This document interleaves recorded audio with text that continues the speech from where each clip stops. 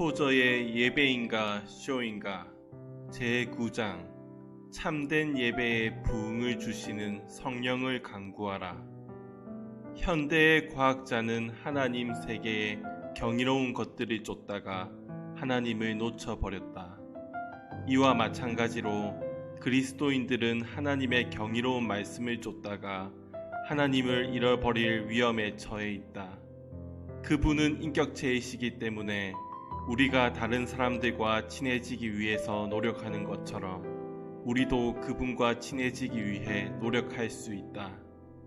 본래 어떤 한 인격체는 다른 인격체들을 알 수 있는 능력을 가지고 있다. 그런데 인격체 서로 간의 온전한 알미란 단 한 번의 만남으로는 이루어질 수 없다. 상대방의 가능성을 전부 알려면 오랜 기간 동안 사랑의 교제를 나누어야 한다.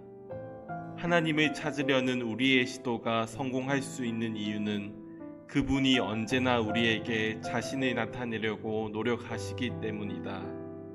하나님은 계시를 전해주기 위해 그 옛날 먼 곳에서 인간에게 잠깐 찾아오신 분이 아니다.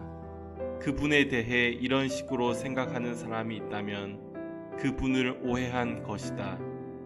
하나님이 인간을 찾아오시고 인간이 하나님을 찾아가는 것을 공간적인 개념으로 이해해서는 안 된다.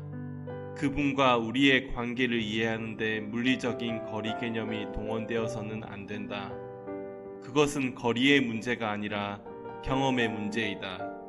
피조물의 조급함 때문인지는 몰라도 나는 종종 현대의 그리스도인들을 짧고 쉬운 교훈을 통해 고통 없이 깊은 영적 삶으로 인도할 수 있는 방법이 있으면 좋겠다 라고 희망하곤 한다.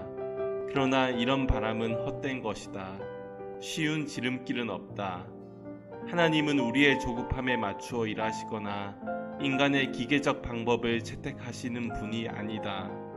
그러므로 우리는 하나님을 알고자 하는 사람은 그분에게 시간을 들여야 한다라는 엄숙한 진리를 숙지해야 한다.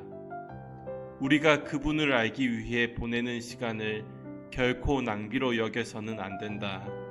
우리는 늘 묵상하고 기도하는 데 시간과 노력을 투자해야 한다.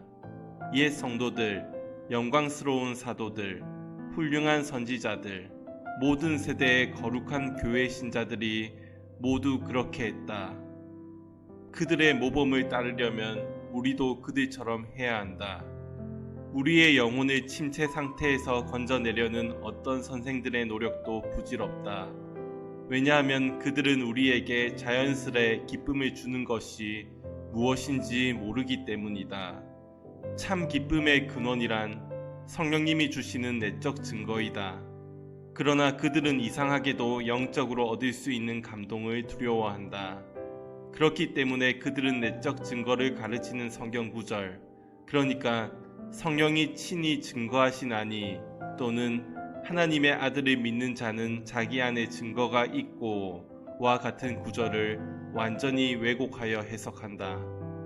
지금 이 시점에서 교회에게 가장 필요한 것은 바로 성령님의 능력이다.